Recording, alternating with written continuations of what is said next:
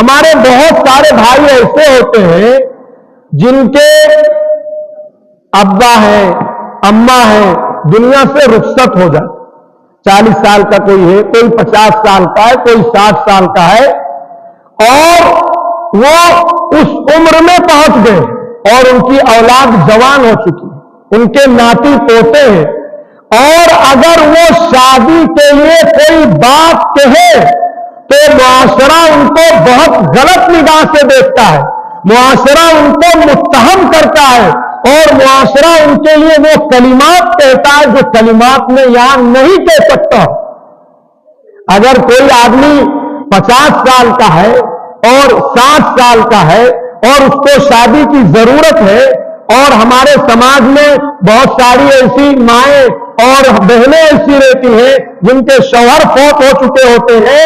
شریعت میں